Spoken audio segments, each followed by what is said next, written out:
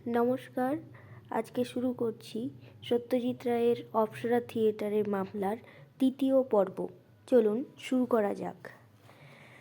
অপ্সরা থিয়েটারে পৌঁছে দেখি লালমোহনবাবু অপেক্ষা করছেন।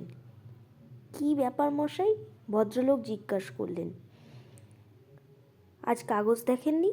দেখেছি বই কি, মহিতাস রায় তো হাওয়া। হাওয়া কেন? বোধহয় খতম। সংক্ষেপে লালমোহনবাবুকে সকালের ঘটনাটা বলে দিল ফেলুদা। তাহলে এখন কি আমরা থিয়েটারে তদন্ত চালাবো? একবার অন্তত ম্যানেজারের সঙ্গে কথা বলি। আমরা ফুটপাতে দাঁড়িয়ে কথা বলছিলাম। এবার গিয়ে ভিতরে ঢুকলাম। গেটে দারোয়ান বলল ম্যানেজারের নাম কৈলাস বাড়ুজ্জে। তিনি তার অফিসেই আছেন। ম্যানেজারের আপিসে পৌঁছতে গেলে একটা ঘর পেরোতে হয়। সেখানে একজন ভদ্রলোক একটা টেবিলের সামনে বসে কাগজপত্র ঘাঁটছিলেন। জিজ্ঞেস করলেন, আমাদের কি দরকার? ফেলুদা এবার তার একটা কার্ড বের করে ভদ্রলোকের হাতে দিয়ে বলল, একবার যদি কৈলাসবাবুর সঙ্গে দেখা করতে পারি। ভদ্রলোক আমাদের অপেক্ষা করতে বলে গেলেন ভেতরের দিকে। মিনিটখানেক পরে বেরিয়ে এসে বললেন, আপনারা আসতে পারেন। আমরা তিনজনে গিয়ে ম্যানেজারের ঘরে ঢুকলাম। বেটে মোটা কালো ভদ্রলোক, নাকের নিচে একটা সরু গোঁফ, বয়স আন্দাজ 50। বললেন, আপনার নাম তো শুনেছি, কিন্তু হঠাৎ আমার এখানে আসার প্রয়োজন হলো কেন, সেইটাই ভাবছি। ফেলুদা বলল, আপনার একজন অভিনেতার সম্বন্ধে কিছু জানার ছিল, যিনি 2 দিন হলো নিখোঁজ। মহিতোষের কথা বলছেন? সে ব্যাপারে তো পুলিশ এসে 1 দফা এনকোয়ারি করে গেছে।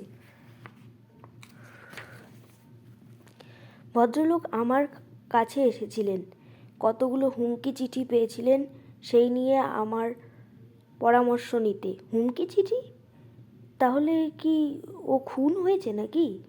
আমি তো ভাবলাম পাওনাদারের কাছ থেকে গা ঢাকা দিয়েছে। না, ঠিক সেরকম মনে হচ্ছে না। অবশ্যই ও গিয়ে যে আমাদের একটা খুব বড় রকমের ক্ষতি হয়েছে তা বলতে পারছি না। প্রশান্ত মোটামুটি চালিয়ে নিচ্ছে। পুলিশ কালকেই এসেছিল, আমরা বিশেষ কোনো রকম ইনফরমেশন দিতে পারিনি। মহিতোষ একটু চাপা টাইপের চরিত্র ছিল। ওর কারুর সঙ্গে খুব একটা মাখামাখি ছিল না। অভিনয়টা মোটামুটি ভালোই করতো, তবে ওর ইচ্ছে ছিল প্রফুল্লতে মেন রোল করবার। সে ক্ষমতা ওর ছিল না। ওর কোনো শত্রু ছিল না বলছেন? বলছি তো, শত্রুও না বন্ধুও না। জগন্ময় ভট্টাচার্য বলে এককালে আমাদের একজন অভিনেতা ছিল, কিন্তু তাকে তো অনেক দিন আগেই ছাড়িয়ে দেওয়া হয়েছে। তার জায়গাতেই মহিতোষকে নেওয়া হয়, তাই না? তা বটে, এটা আপনি ঠিক বলেছেন, আমার খেয়াল হয়নি। এই জগন্ময় ভট্টাচার্যের বাড়ির ঠিকানা আপনার কাছে আছে? পুরনো ঠিকানা আছে, সে তো এখন সেখানে নাও থাকতে পারে। তবু একটা চান্স নেওয়া যেতে পারে। কৈলাসবাবু একটা ঘন্টা টিপলেন। পাশের ঘর থেকে একটা বছর 25-এর ছেলে এসে দাঁড়ালো। এদের জগন্ময় ভট্টাচার্যের ঠিকানাটা দিয়ে দাও তো। 1 মিনিটের মধ্যেই ঠিকানা এসে গেল। 27 নম্বর নির্মল বোস স্ট্রিট। লালমোহনবাবু বললেন, রাস্তাটা ওর জানা। আমরা উঠে পড়লাম। নির্মল বোস স্ট্রিট, শ্যামবাজারেই একটা গলি। জগন্ময় বাবুর বাড়ির ঠিকানায় গিয়ে খোঁজ করে জানলাম ভদ্রলোক এখনও সেখানেই আছেন। ফেলুদা চাকরের হাতে তার কার্ডটা পাঠিয়ে দিল। অল্পক্ষণের মধ্যেই আমাদের ডাক পড়ল। আমরা একটা তক্তপোষ পাতা ঘরে গিয়ে হাজির হলাম। তাতে একটা রোগা রোগা কেন, রুগ্ন বললেই বোধহয় ঠিক বলা হবে, ভদ্রলোক বসে আছেন। আমরা ঘরে ঢোকাতেও তিনি বসেই রইলেন। হঠাৎ আমার সঙ্গে ডিটেকটিভের কি প্রয়োজন? ভদ্রলোক প্রশ্ন করলেন। ফেলুদা বলল, আপনি কি মহিতোষ রায় বলে একজন অভিনেতাকে চিনতেন? চিনতুম বললে ভুল হবে।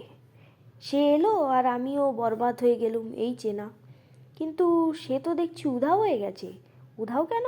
খুব সম্ভবত খুন হয়েছেন। খুন? অবশ্যই আমার তাতে যে বুক ফেটে কান্না আসবে তা নয়।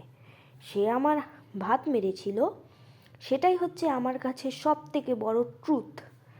তার মৃত্যুর আগে মহিতোষবাবু কতগুলো হুমকি চিঠি পেয়েছিলেন, সেই ব্যাপারে আপনি কোনো আলোকপাত করতে পারেন? আমি চিঠিগুলো লিখেছিলাম কি না সেইটাই জানতে চাইছেন তো? আপনার তার উপরে এখনও যথেষ্ট আক্রোশ আছে দেখছি। সেটা আপনি কথাটা তুললেন বলে। মহিতোষ রায়ের ব্যাপার, অতীতের ব্যাপার, এই নিয়ে আর আমি মাথা কামাই না।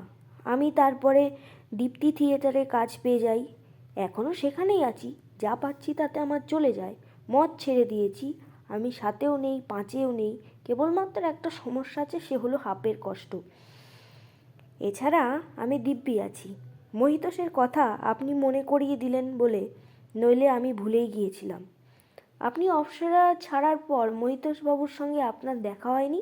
নো স্যার, একবারও না। এমনকি মঞ্চে পর্যন্ত ওকে দেখিনি। অপ্সরা থিয়েটারে আমি যাই না। তো আজকের মতো এখানেই শেষ করলাম। পরবর্তী দিন আমরা 4র্থ পর্ব নিয়ে গল্পটা শুরু করব। গল্পটায় কী আছে জানার জন্য তো আপনারা এই পার্টটা শুনুন এবং কেমন লাগলো জানাবেন।